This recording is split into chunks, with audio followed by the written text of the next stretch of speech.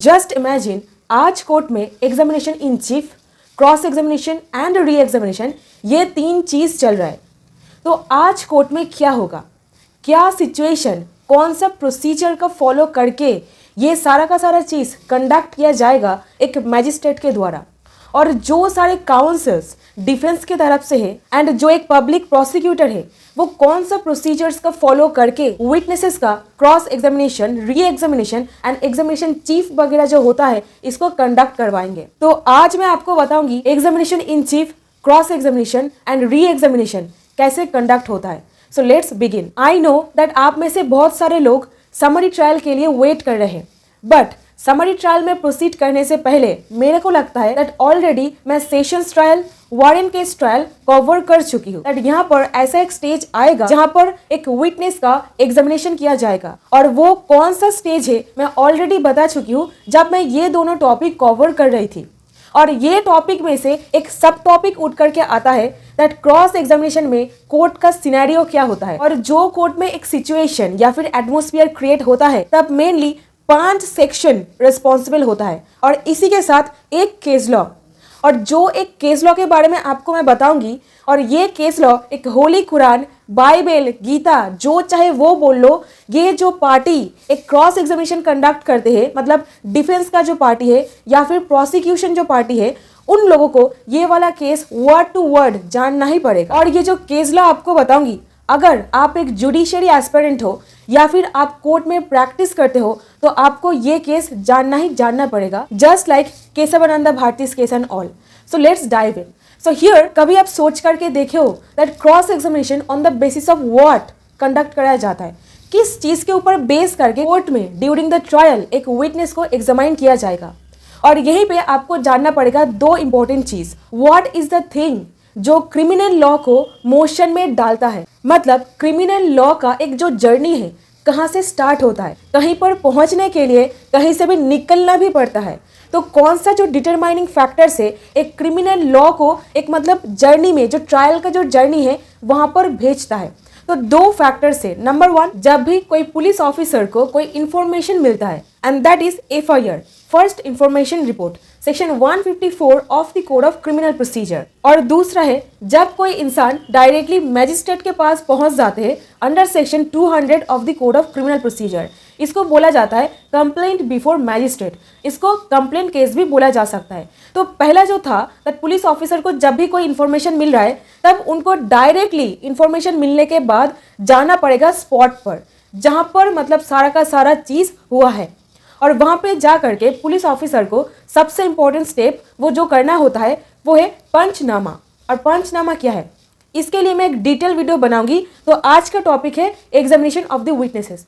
तो सबसे पहले जब भी पुलिस ऑफिसर इंफॉर्मेशन मिलने के बाद स्पॉट पर प्रोसीड कर रहे हैं, वहां पर जा करके इन्वेस्टिगेशन कर रहे हैं, और पंचनामा करने के बाद वो सबसे पहले करेंगे उस स्पॉट में जो सारे विटनेसेस हैं इन सभी को पुलिस ऑफिसर ओरली एग्जामाइन करेंगे। और ये पावर एक पुलिस ऑफिसर को दिया गया है under section 161 of the CRPC।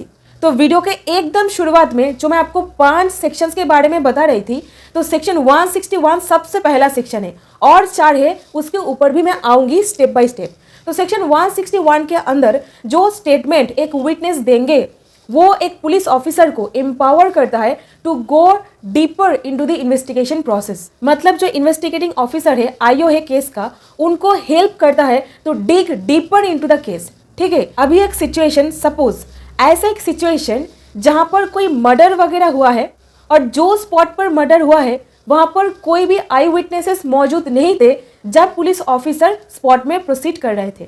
ठीक है, तब पुलिस ऑफिसर जो विटनेसेस है उनको समॉन करके पुलिस स्टेशन में बुलाएंगे, उनका जो बयान है उसको रिकॉर्ड करने के लिए। ये जो बयान दिया जाता है अंडर सेक्शन 161 ये मेनली ओरली होता है, बट सबसेक्शन 3 में बताया गया है shall be reduced into writing. But यहाँ पर कोई भी साइन नहीं होता है, सिग्नेचर नहीं होता है। ठीक है, अगर आप एक पब्लिक प्रोसिक्यूटर हो तो आपको ऑलवेज पुलिस जो रिपोर्ट फाइल करेंगे उसको सपोर्ट करना पड़ेगा, उसको प्रूव करना पड़ेगा बिफोर द ट्रायल कोर्ट। और यहीं पे अगर आप एक डिफेंस लॉयर हो तब आपको पुलिस रिपोर्ट के अगेंस्ट पे जा करके बोलना पड़ता है। तो फर्स्ट ऑफ ऑल जो स्टेटमेंट अंडर सेक्शन 161 में रिकॉर्ड किया जा रहा है, on the basis of that prosecution parties का जो विटनेसेस है उनको क्रॉस एग्जामाइन किया जाता है।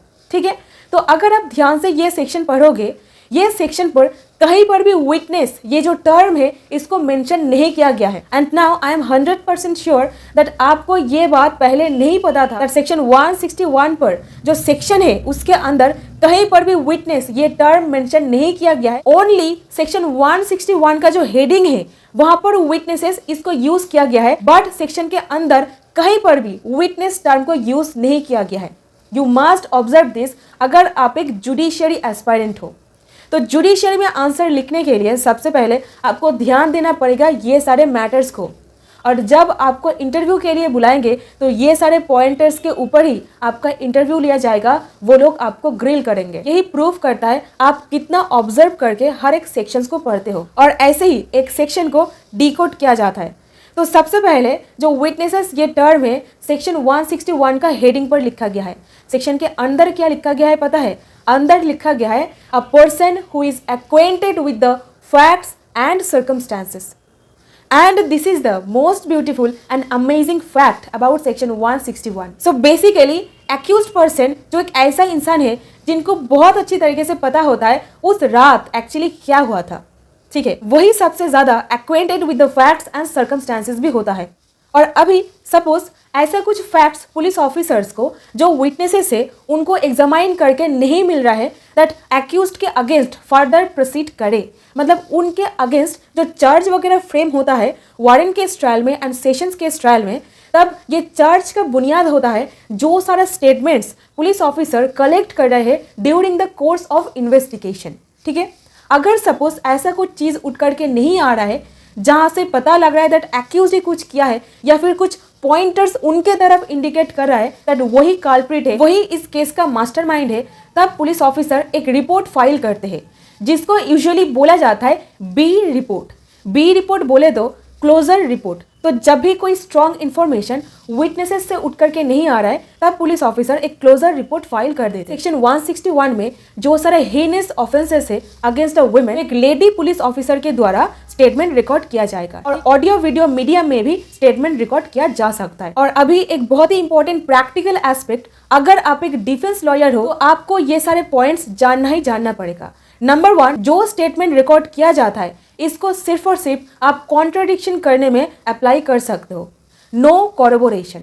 सो सबसे पहले आपको यहाँ पर जानना पड़ेगा what is the definition of contradiction. Contradiction का डेफिनेशन दो तरीके से आ सकता है। तो सबसे पहले मैं आपको एक जुडिशियल इंटरप्रिटेशन दूंगी। ठीक है, तो कॉन्ट्राडिक्शन इसका मतलब हो सकता है डिसएग्रीमेंट, कॉन्फ्लिक्ट, मिसमैच, या फिर ऐसा एक स्टेटमेंट जो डायमेट्रिकली डिफरेंट है जो पहले एक स्टेटमेंट दिया गया था। ठीक है, तो कॉन्ट्राडिक्शन इज समथिंग, सपोज आपको पसंद है रेड और मुझे पसंद है ब्लू, आपको पसंद है व्हाइट मुझे पसंद है black, so this is something contradiction. एक सिंपल एग्जांपल दे रही हूँ ताकि आप समझ सको एक बड़ा कंसेप्ट। तो सिंपल कंसेप्ट आपको समझाने में हेल्प करेगा एक बड़ा कंसेप्ट, तो इसीलिए मैं कलर वाला एग्जाम्पल आपको दी। अभी कोर्ट में कैसे होता है ये देखिए। सपोज मैं एक आई विटनेस हूँ एक मर्डर केस का। ठीक है, तो एक ऐसा सिचुएशन हुआ था 25 अक्टूबर को दैट एक वियर्ड सा साउंड मेरे को सुनाई दिया and that was approximately 12 o'clock at night and I was sleeping, and वो आवाज़ सुन करके मैं बाहर आई एंड देखा विक्टिम वाज ब्लीडिंग। ठीक है, एंड जो एक्यूज्ड है वो भाग रहा था, बट आई एग्जैक्टली मतलब मैं अपने आंखों से नहीं देखी हूँ दैट एक्यूज्ड ही वो पर्सन है जो विक्टिम को स्टैब कर रहा था, मतलब उसको चाकू मार रहा था। ठीक है, और ये जो पर्टिकुलर स्टेटमेंट है मैं पुलिस ऑफिसर को बताई थी। ओके, अभी सपोज मेरे को कोर्ट पर बुलाया गया है, मेरा एग्जामिनेशन हो रहा है बाय द काउंसिल। ठीक है, और कोर्ट में जा करके मैं बता रही हूँ दैट 12 बजे के आसपास एक आवाज़ सुनाई दी थी और मैंने देखा that this was the accused, यही वो पर्सन है जो विक्टिम को स्टैब कर रहा था and victim was bleeding, and मुझे देख करके एक्यूज्ड भाग गया एंड मैं विक्टिम को ले करके हॉस्पिटल पर गई। नोट करने वाला जो पॉइंट यहाँ पर उठ करके आता है दैट मैं पुलिस ऑफिसर को जो स्टेटमेंट बताई मैं वहाँ पर नहीं बताई थी दैट वही स्टैब कर रहा था, मैं अपने आंखों से देखी हूँ। और अभी मैं कोर्ट में आ करके एक डिफरेंट वर्जन ही दे रही हूँ दैट मैंने ही देखा है उसको स्टैब कर रहा था, चाकू मार रहा था। तो ये क्या हुआ, एक कॉन्ट्राडिक्शन हुआ ना। तो ये जो कॉन्ट्राडिक्शन वाला पॉइंट है ये डिफेंस पार्टी नोट डाउन करेंगे, ठीक है। और इसी को ही कोर्ट की लैंग्वेज में बोला जाएगा improvement along with omission along with contradiction. So improvement क्या, तो इम्प्रूवमेंट मतलब जो स्टेटमेंट मैं पुलिस ऑफिसर को बताई थी और जो स्टेटमेंट मैं कोर्ट में आकर के बता रही हूँ, तो पुलिस ऑफिसर को मैं बता रही हूँ मैंने सिर्फ देखा है कि वो भाग रहा था, चाकू मार रहा था, मैंने ये नहीं देखा है। और on the other hand court में आकर के मैं बता रही हूँ मैंने देखा है। तो ये क्या हुआ, ये एक ऐसा पॉइंट उठ करके आया जो एक मटेरियल फैक्ट है, इसको कोर्ट में बोला जाता है इम्प्रूवमेंट इन द मैटर।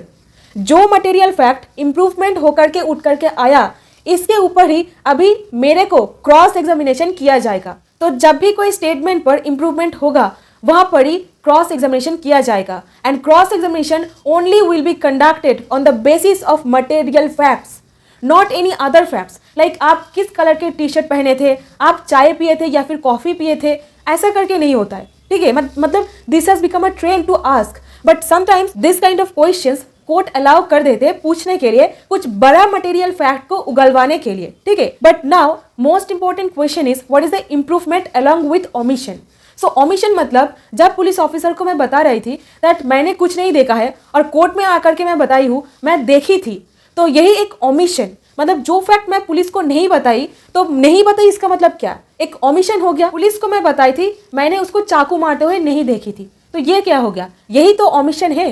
तो omission and improvement they goes hand in hand. अभी ये जो ओमिशन इसके साथ इम्प्रूवमेंट ये दोनों हुआ, यही जो पॉइंट उठ करके आया इसको ही बोला जाता है कॉन्ट्राडिक्शन, ठीक है। तो आई होप आपको समझ में आया है। और अभी सपोज एक ऐसा सिचुएशन जहां पर ऐसा कोई मैटर चल रहा है दैट कुछ ऐसा मटेरियल फैक्ट्स उठ करके आ रहा है, वो क्रिमिनल केस से उसका कोई ताल्लुक नहीं है, बट जो मटेरियल फैक्ट उठ करके आया है वो स्टेटमेंट अगर कोई सिविल केस चल रहा होता तो वो इंपॉर्टेंट होता। तो क्या जो स्टेटमेंट एक क्रिमिनल प्रोसीडिंग्स में उठ करके आया है उस स्टेटमेंट को एक सिविल केस में यूज किया जा सकता है? The answer is yes, use किया जा सकता है। Let's say for an example अगर कोई पार्टीशन शूट वगैरह चल रहा है तो वहां पर यूज किया जा सकता है। And now the $1,000,000 question is to whom the statement recorded under section 161 will be confronted.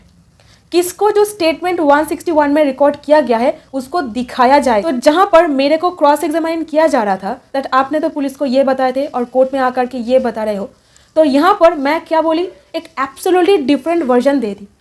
तो वहां पर मेरे को मतलब मैं कुछ डिफरेंट चीज बोल रही हूँ, है ना, या फिर मैं कुछ डिनाई कर रही हूँ ऐसा फैक्ट जो मैं पुलिस ऑफिसर को पहले बताई थी और कोर्ट में आकर के डिनाई कर रही हूँ।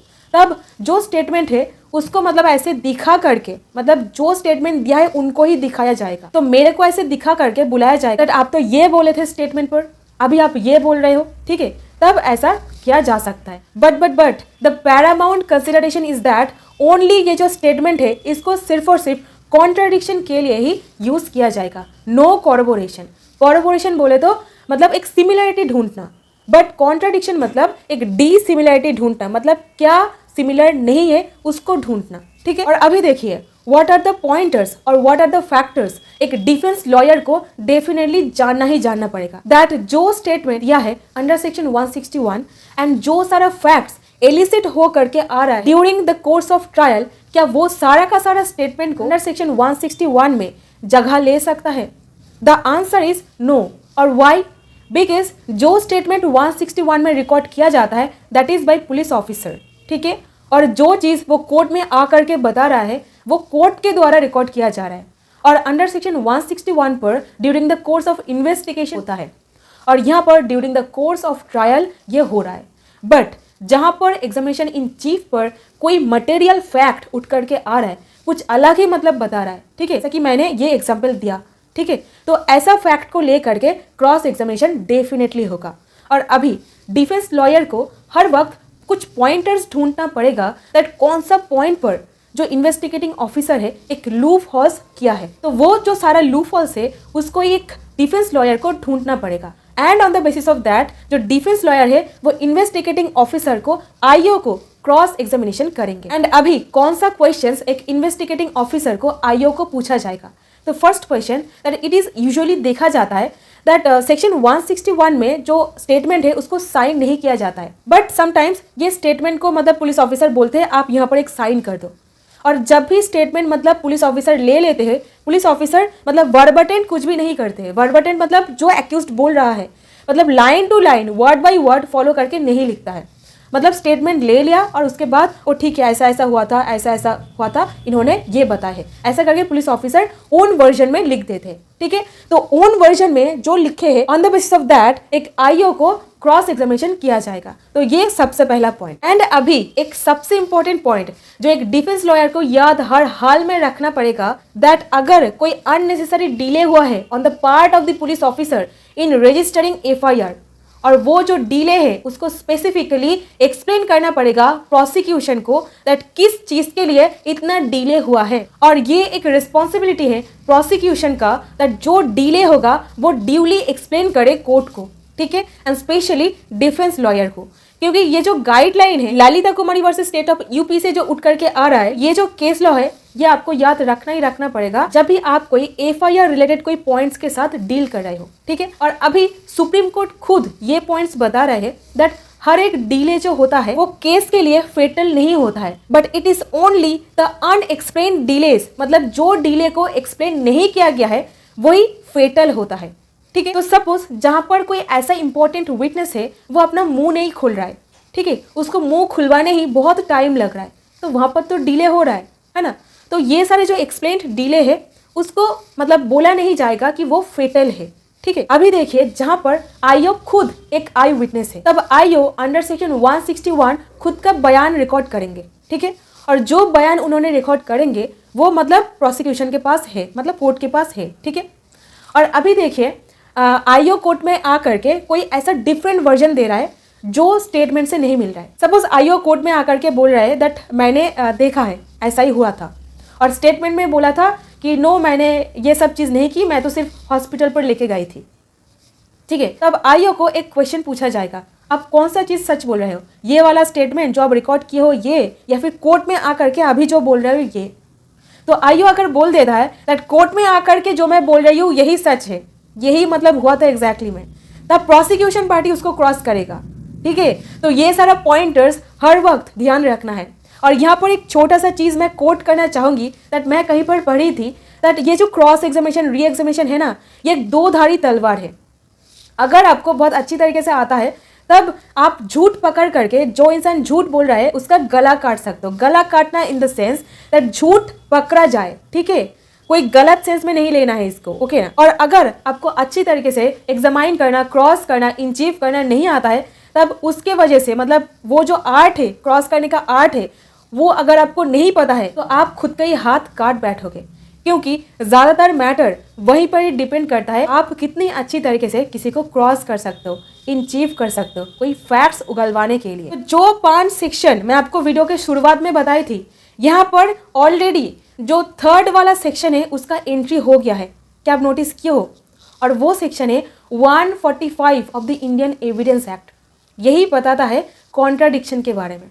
और beautifully in the case of tehsildar Singh versus state of UP, supreme court ये केस में बताया है। और ये जो पर्टिकुलर केस है ना, ये आपको जानना ही जानना पड़ेगा। आप एक प्रैक्टिसिंग लॉयर हो या फिर आप एक जुडिशियरी एस्पायरेंट हो, कोई फर्क नहीं पड़ता है, आपको जानना ही जानना पड़ेगा तहसीलदार केस को। तो यहाँ पर सुप्रीम कोर्ट ब्यूटीफुली बताया है दैट सेक्शन 145 पर 2 पार्ट है। तो सबसे पहला जहाँ पर क्रॉस एग्जामिनेशन किया जा रहा है अदरवाइज देन कॉन्ट्राडिक्शन, मतलब कुछ कॉन्ट्राडिक्शन वाला पॉइंट नहीं आ रहा है बट फिर भी उसको क्रॉस किया जा रहा है। ठीक है, और अभी दूसरा पार्ट ये बोलता है क्रॉस एग्जामिनेशन किया जा रहा है और वहाँ पर कोई कॉन्ट्राडिक्शन हो रहा है। ठीक है, और अभी अगर यहाँ पर कोई कॉन्ट्राडिक्शन वाला फैक्ट आ जाता है तब क्या होगा? तब ग्राउंड में आएगा section 154 of the Indian evidence act, hostile witness. Hostile witness मतलब एक पर्सन को हॉस्टाइल नहीं बोला जाता है। हॉस्टाइल मतलब who is unfriendly to the court, unfriendly to the facts of the prosecution case. ठीक है, उनको ही डिक्लेयर किया जाएगा हॉस्टाइल विटनेस।